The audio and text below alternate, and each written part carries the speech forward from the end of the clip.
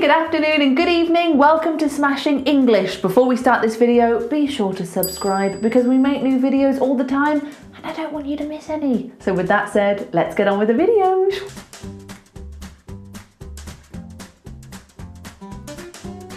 Okay, today we are doing something a little bit different. As you know, this channel is all about learning English in the most entertaining way possible, and I thought I know something very entertaining. Here we have my diary from when I was about 11 years old. It is horrific, it's embarrassing, it's horrible, and I'm going to read it to you. And we are going to see if we can find some slang, some vocabulary, some idioms, some mistakes. I'm sure I made some grammar mistakes when I was 11, to see if we can learn English through my embarrassment.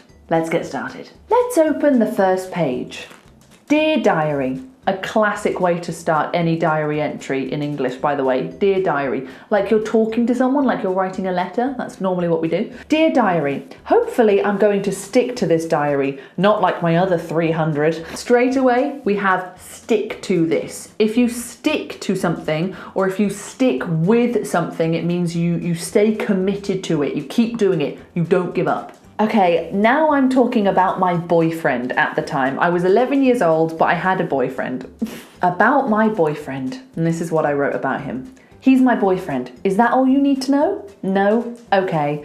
My age, tiny bit smaller than me, really shy, but really cute. We were on and off for a while, but hopefully we'll stick to it for a while. But where was I? Oh yeah, so sweet. There we go, we have stick to it again, as in like stay committed to the relationship, don't give up on the relationship. And also we have on and off for a while. We can say that with relationships, you're on and off. You know, if sometimes you break up, sometimes you get back together, then you break up again, then you get back together, on and off. Classic. I've had an argument with a friend. Are you ready for this? Dear Diary, I've had a big fight with Charlotte. She's being so unreasonable, saying that I've been talking about her behind her back and yelling at me on MSN. What's that about? And she, what is that handwriting? She said that Georgia said she never liked me. We think she's trying to split us up. Okay, let's break this down. I was so dramatic as an 11-year-old. I don't know, where that came from. I'm not dramatic anymore.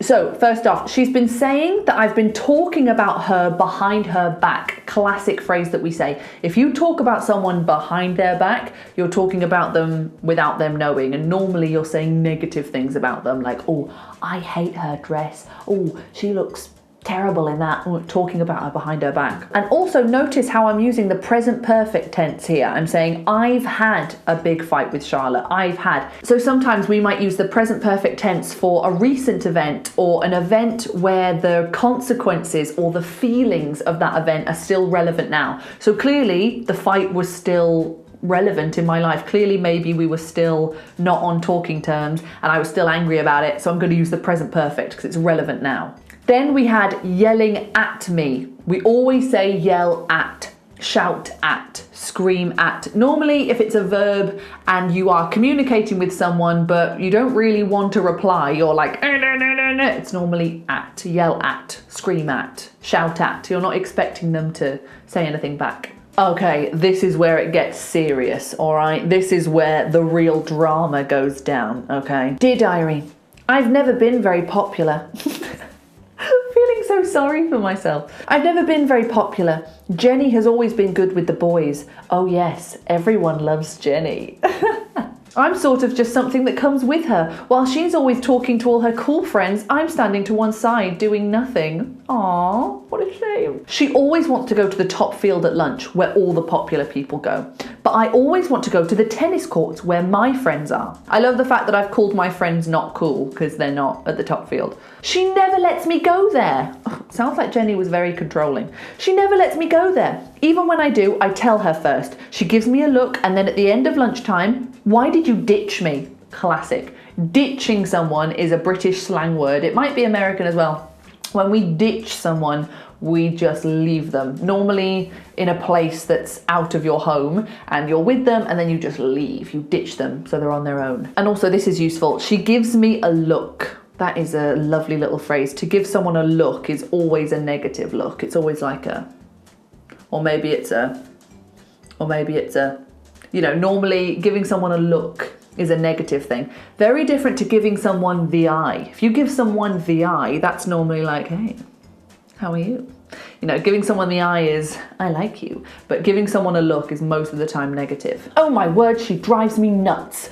Driving me nuts is just another version of driving me crazy. Makes me go, ugh! More drama with Jenny. Me and Jenny were just not good friends. Dear diary, I hate Jenny. This is what happened today. I walk in and Jenny is talking to Lara and she looks at me funny. Interesting. Now I'm telling a story about something that happened in the past, but I'm using the present simple. We do this a lot as like a stylistic choice. If you're telling a story about something that happened in the past, you can use the present simple. So I walk in, Jenny is talking to Lara, and she looks at me funny. Because I don't know, it helps you feel like the person who's listening to my story, they're here with me. They're experiencing it with me. It's like a stylistic choice. And then Lara goes, I don't know whether or not I want to be your friend. Oh, interesting. So I sit down and Ryan and Josh come up to me. That's another one as well. Come up to me. That's a phrasal verb. To come up to someone is like to approach them. Ryan and Josh come up to me and start laughing. What's going on? What's going on? Then when we all sit down, Lara goes to me. That's a very common slang way of speaking as well. She goes to me. Instead of saying she says to me, we'll say she goes to me. So I sat down and my mum went to me. What are you doing here? Went to me, go to me, instead of said to me. It's a weird one, it's very informal. So Lara goes to me, I'm only being like how I am because what Jenny said you did was really disgusting. What did I do that was so disgusting? Then it turns out that Jenny told everyone about when 2 years ago I flashed my bum at her.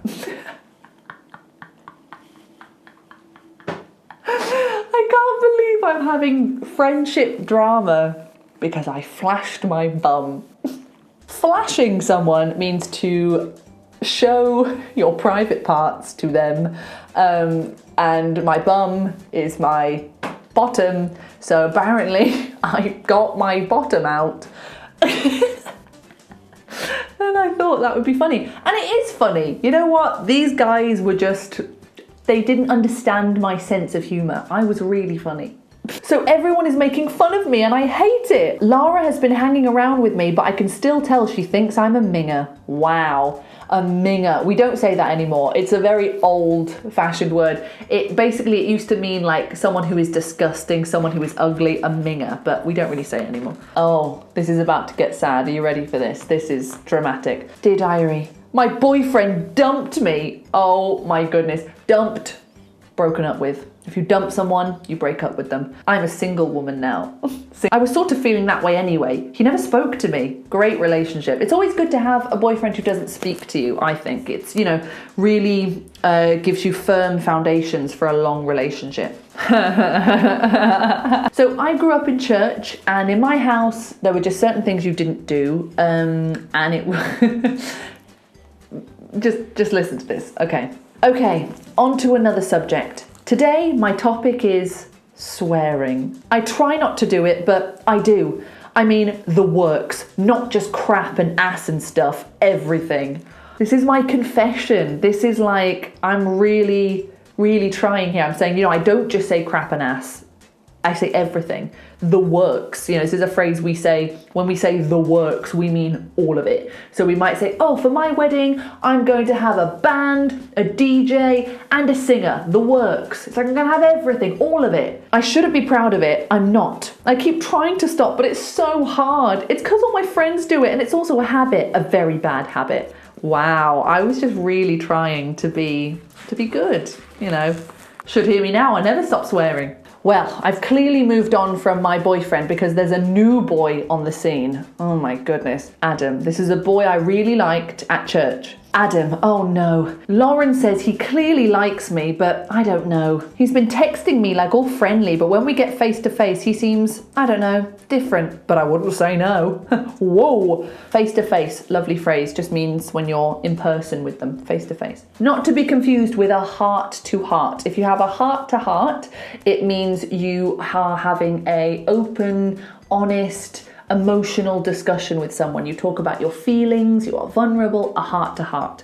Also not to be confused with eye to eye. If you see eye to eye with someone, it means you agree with them. So we spoke for ages and ages, but now I think I finally see eye to eye with my boss. We agree. Oh, this is so sad. I feel like this diary is so sad. Lara seems really popular with all the boys in our form. I get well jealous. That's a very youthful way of speaking, to put well in front of an adjective. Oh, I was well sad. Oh, I was well hungry. Oh, I am well annoyed about that. To put well in front of it, it's not grammatically correct. It's just a kind of slang, youthful way of speaking. I don't know if Americans or Australians do it, but definitely in Britain, you'll hear that a lot with young, cool people. So if you're young and cool, put well in front of an adjective, why not? Everyone loves Lara. They all pretend to like me, but they obviously prefer her. I wish I was as funny as her. When I try to be funny, it just fails. Aww.